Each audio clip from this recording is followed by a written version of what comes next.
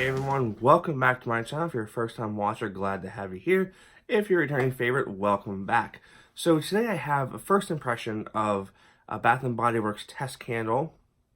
And I've never reviewed or had my hands on a test candle before, whether that, basically during the test phase. And a test candle, what Bath & Body Works does is they have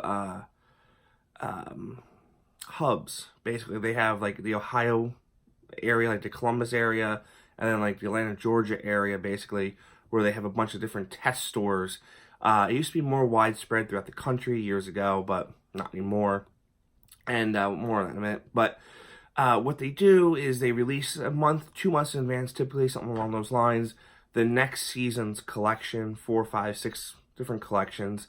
And they just kind of see how they do with that area, which I myself have questions about. Like, you chose 2 areas out of the whole country to represent the country.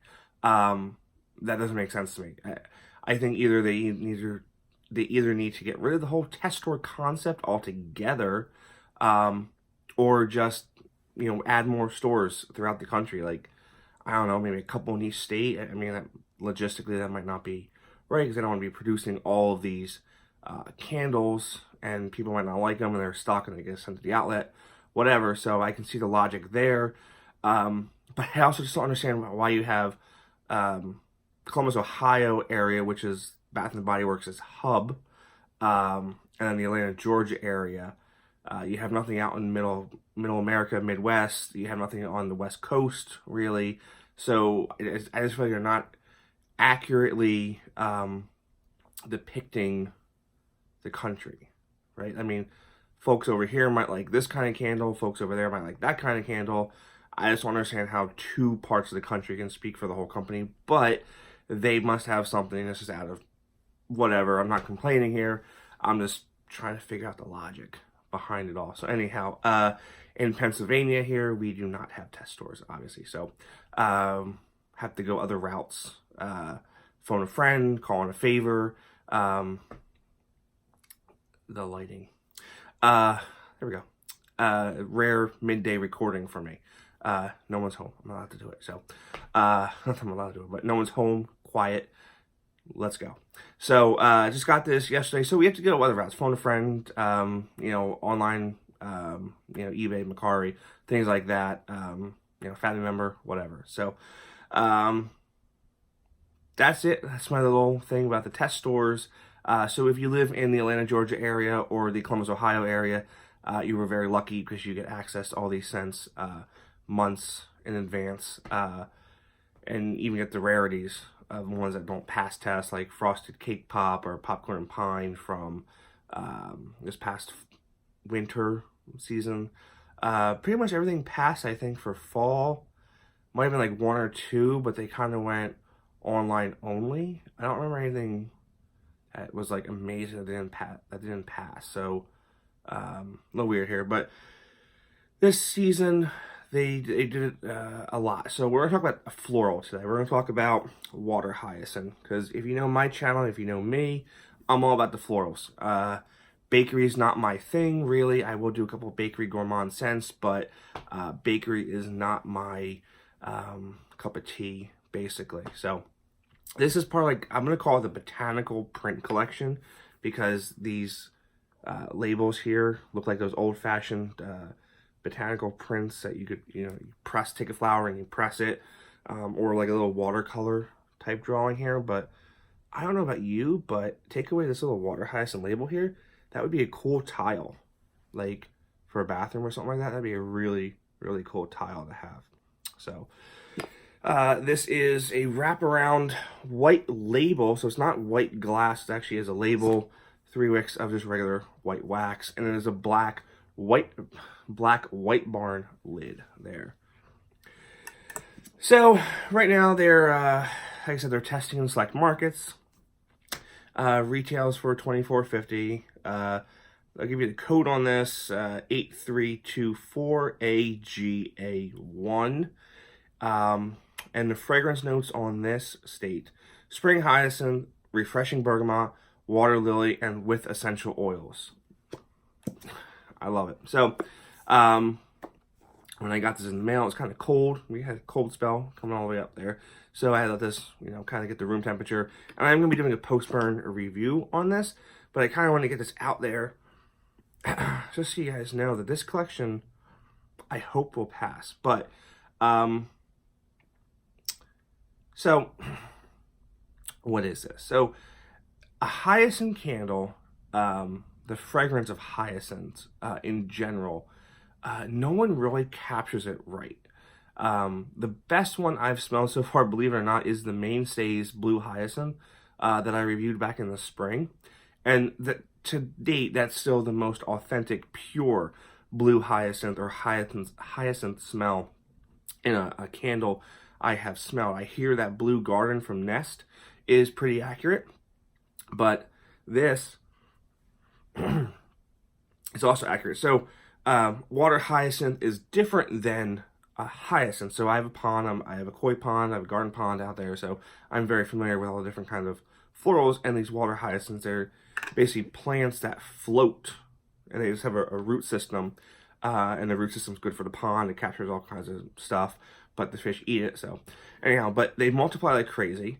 They have these little bulbs on them there. That's like their supply food source. They hold the water, and every so often they shoot up a sprout, and it's not blue. That's blue right there. It's actually more of a purple, lavender purple, and they're not really fragrant. So they included the spring hyacinth in here, which is just a regular, what you get for Easter, garden, springtime, whatnot, in here, and it comes through pretty accurate though. But what they did to make it a water hyacinth here is they added some aquatic notes to it. And this just has, I don't want to say jasmine, but that water lily. So you get that watery aquatic feel to it. And the bergamot. But when you warm it up, it comes across really florally, not too perfumey. This is more of a garden floral. Every so often when I smell this, I do get kind of that earthiness of a floral from the ground, but not dirt. I get an earthy feel to it. But I'm enjoying it. Now, cousins of this candle, I would say, and I will be doing a post-burn review, so my opinions could obviously change, but I kind of want to get this first impression video out there. The Homeworks Lotus Flower is a very close cousin. If you had this from last year, the notes in this one read bamboo, lotus flower, hyacinth, and sandalwood. This is a close cousin. The other close cousin would be Water Garden from Yankee Candle. So those two and this, they're very similar in nature. The lotus flower is not as watery. I thought it would be, if I remember, it might get watery on burn, but I'm burning it. It's a little watery, but it's not too watery. The water hyacinth has that floral water aquatic note to it there. Water Garden, I couldn't find them. I have it somewhere. I saw so many damn candles. I had to find it. But, so that's that. Hopefully, this collection will go nationwide. It looks like what they did was they took the short ones, right?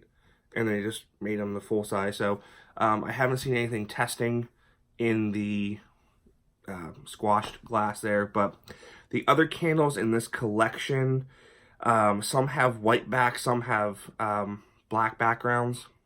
Water Hyacinth, Fresh Cut Lilacs, it's a classic. Vanilla Coconut, Georgia Peach, classic there as well. Garden Greenery and Cucumber and Lily, those two are new as well. The Garden Greenery has an apricot note in it that kind of concerns me a little bit because I don't really like fruity, gourmand, like anything like fruit or like gourmand scents kind of, I wouldn't say turn me off, but they're not my foray. And putting an apricot into what could be an amazing green stem kind scent kind of concerns me. Cucumber and Lily, I could probably get behind that. because a cucumber is like a fresh scent, so I could probably get behind that one. And then there's like lemon verbena, I think is going to be part of this collection too. I'm not sure.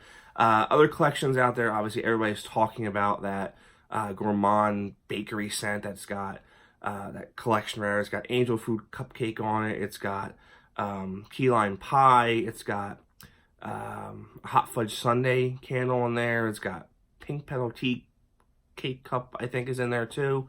That's like all the rave right now. No one's really talking about the florals yet from me.